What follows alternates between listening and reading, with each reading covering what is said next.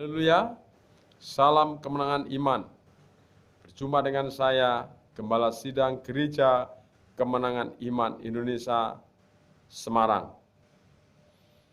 Saudaraku yang dikasihi dalam nama Tuhan Yesus, pada kesempatan hari ini, saya akan menyampaikan kebenaran firman Tuhan dengan judul Jadilah Pahlawan, Iman di dalam Tuhan selama kita hidup. Kita tahu bagaimana situasi kondisi sekarang yang terjadi ada di negara kita. Kita bisa melihat, kita bisa mendengar bagaimana berita-berita sehingga banyak orang-orang ketakutan, khawatir, bimbang, tidak percaya diri,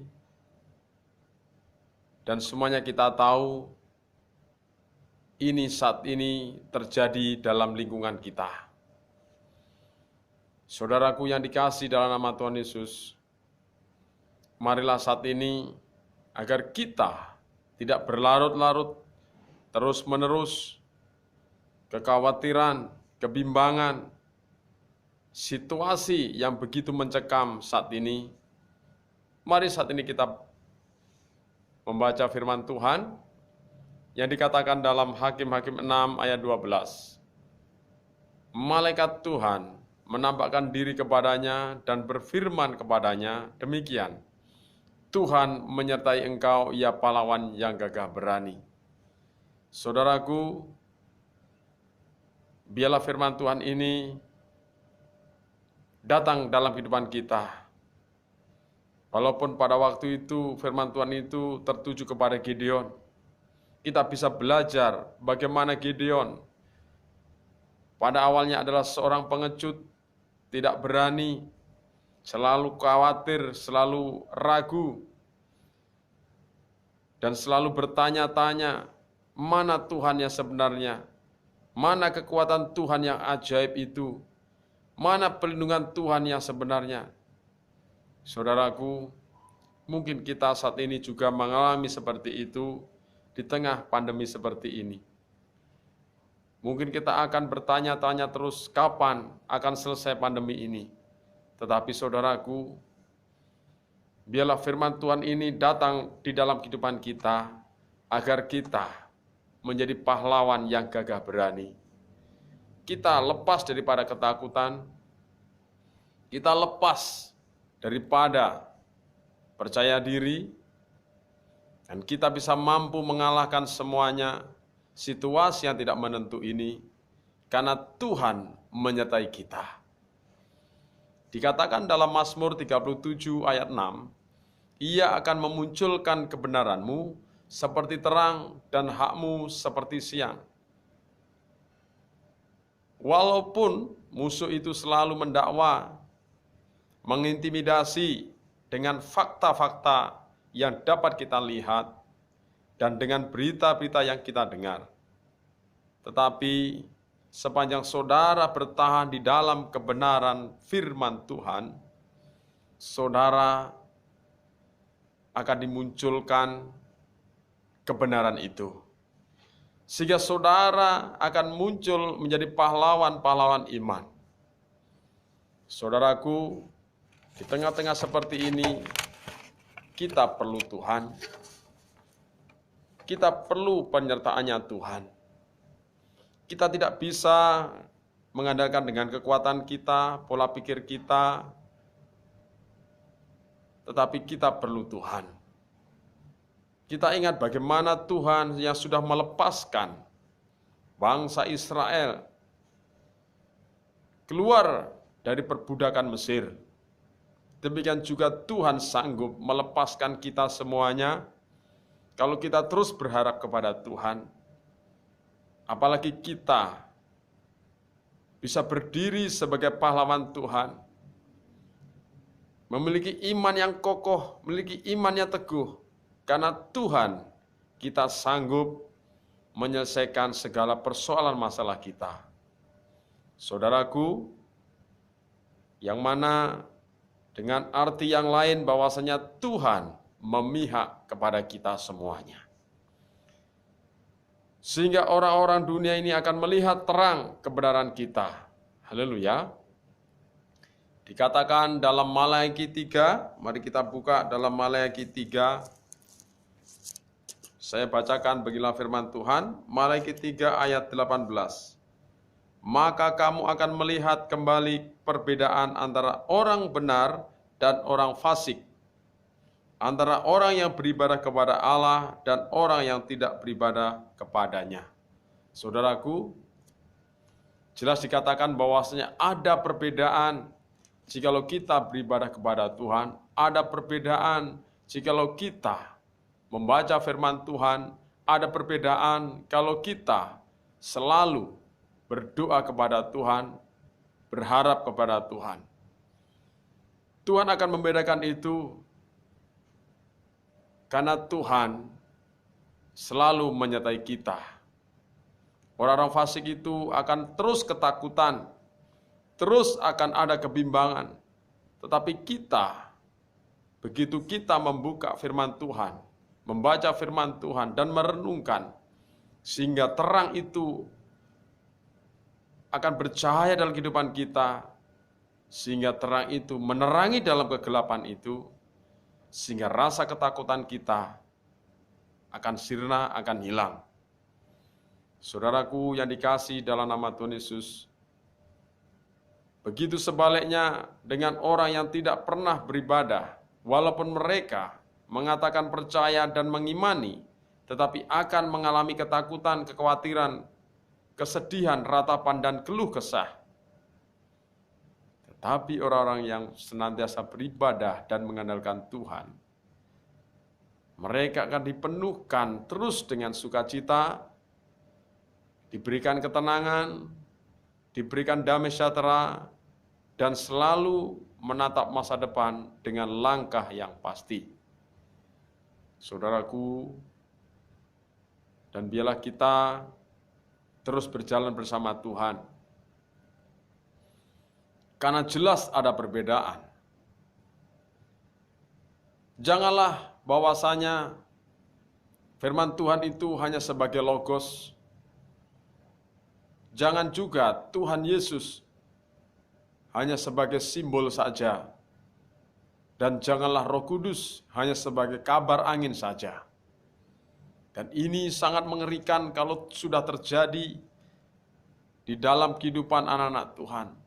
Mari saudaraku, bahwasanya firman Tuhan adalah suatu kehidupan, karena firman Tuhan adalah Allah sendiri.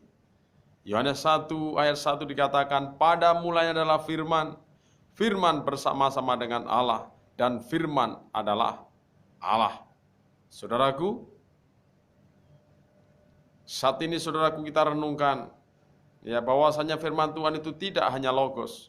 Demikian juga Tuhan Yesus, jangan hanya sebagai simbol saja, aku percaya kepada Yesus, tapi saudara tidak pernah mengimani dengan sungguh-sungguh, tidak pernah mengerjakannya. Saudara hanya percaya begitu saja. Setan pun percaya. Percaya kepada Yesus, tetapi dia tidak tunduk kepada firman Tuhan. Dia tidak mau mengerjakan firman Tuhan. Firman Tuhan mengatakan bahwasanya jikalau kita harus beribadah, maka kita juga harus beribadah. Haleluya. Saudaraku, kita tidak cukup diam saja. Mari kita kerjakan. Mari kita langkahkan kaki kita. Mari kita gerakkan kehidupan kita untuk terus datang beribadah kepada Tuhan. Haleluya. Demikian juga Roh Kudus bukanlah hanya sebagai kabar angin, tetapi Roh Kudus adalah kabar kebenaran. Roh Kudus memberi kekuatan kita, memberi spirit sebagai pembela kita, sehingga tidak ada yang menghalangi kehidupan kita itu menjadi ketakutan, tetapi justru kita sebaliknya. Saudaraku yang dikasihi dalam nama Tuhan Yesus, mari saudaraku, bila kita muncul sebagai pahlawan-pahlawan dalam iman, di situasi kondisi yang seperti ini. Kita lihat bagaimana yang dikatakan dalam Kejadian 18 ayat 23 sampai 33. Mari kita baca. Yang mana Abraham, saudaraku, dia bernegosiasi dengan Tuhan. Ini sungguh luar biasa. Abraham adalah orang biasa, sama seperti kita. Mari kita baca bagaimana Abraham dapat bernegosiasi dengan Tuhan. Demikianlah firman Tuhan dikatakan dalam Kejadian 18 ayat 23 sampai 33. Abraham datang mendekat dan berkata, "Apakah engkau akan melenyapkan orang benar bersama-sama dengan orang fasik?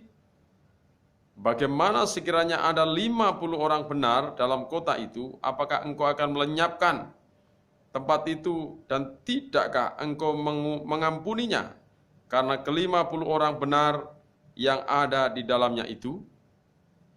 Jauhlah kiranya daripadaku untuk berbuat demikian, membunuh orang benar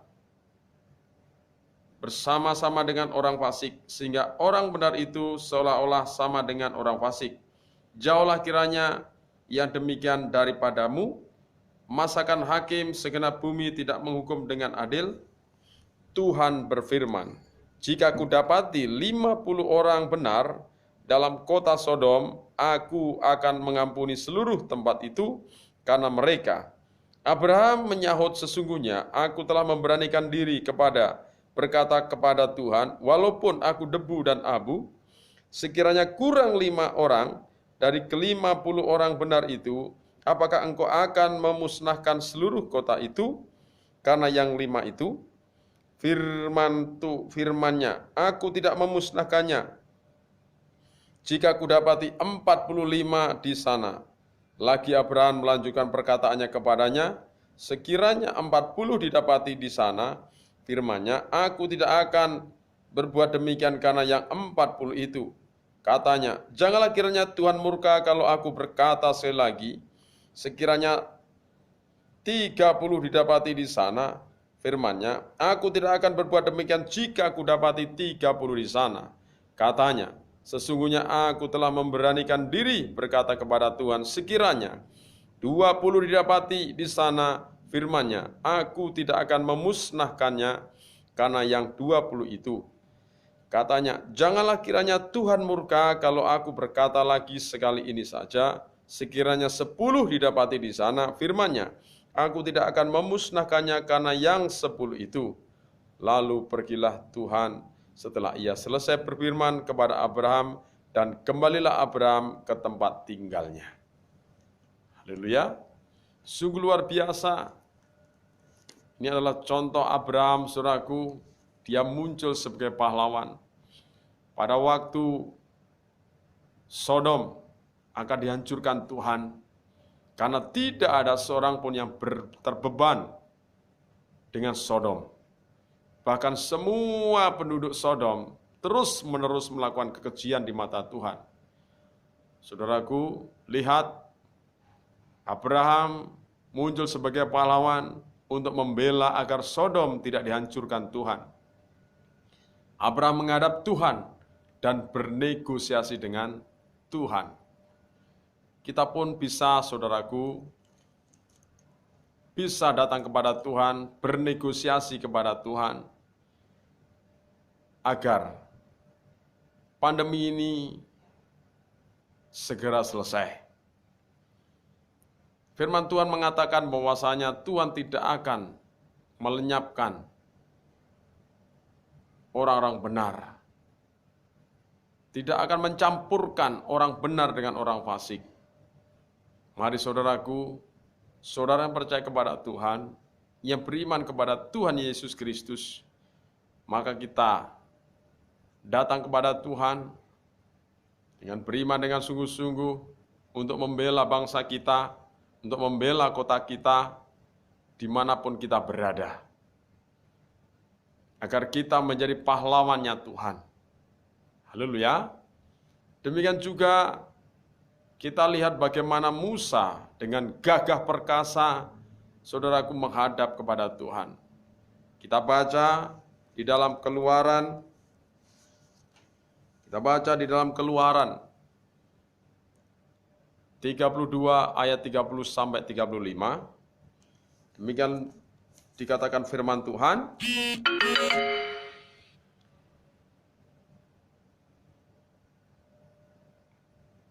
Tetapi sekarang kiranya engkau mengampuni dosa mereka itu, dan jika tidak, hapuskanlah kiranya namaku dari dalam kitab yang telah kau tulis.